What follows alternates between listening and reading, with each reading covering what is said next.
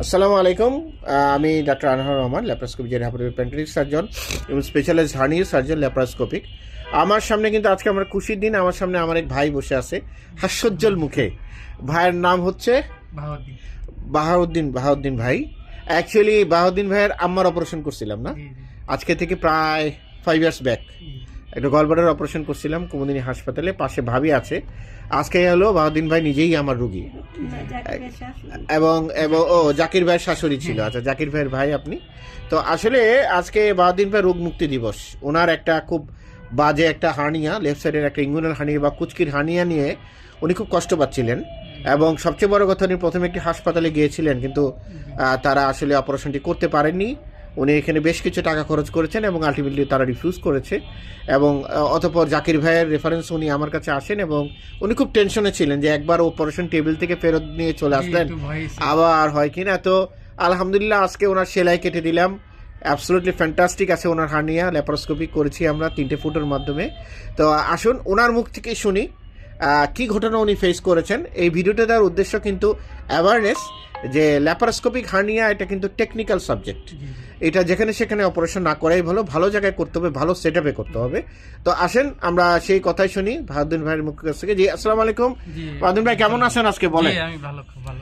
আপনি তো আজকে অনেক খুশি, আপনার চেহারাই বলে দিচ্ছে।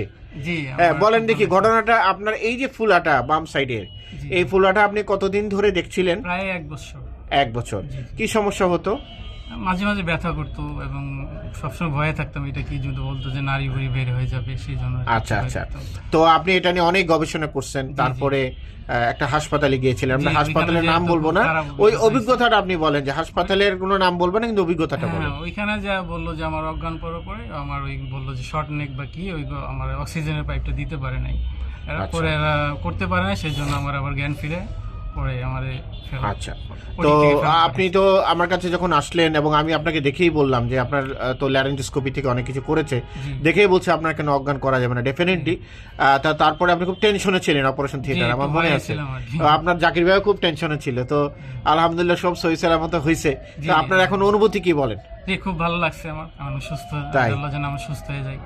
আচ্ছা আচ্ছা। আপনার যে ফুলা এখন তো কাশি দিলে সে ফুলা নাই, তাই না? না, ফুলাটা নাই এখন। আচ্ছা, আর আপনার এই সেন্ট্রালের সার্ভিস কেমন লাগছে? ভালোই, খুব ভালো। ভালো লাগছে। আচ্ছা, তো ভাবি আপনার কি অনুভূতি বলেন? প্রথমবার তো আপনি খুব টেনশনে করছিলেন, একবার অপারেশন সাকসেসফুল করতে পারেন না এক হাসপাতালে, তো কেমন লাগছে বলেন? জি আলহামদুলিল্লাহ, এখন আমরা ভালো লাগছে না? তো বাহাউদ্দিন ভাইয়ের মেসেজ কি যে হার্নিয়াটা তাহলে কি একটা ভালো জায়গায় করতে হবে? আপনার অনুভূতি বলেন অভিজ্ঞতা থেকে।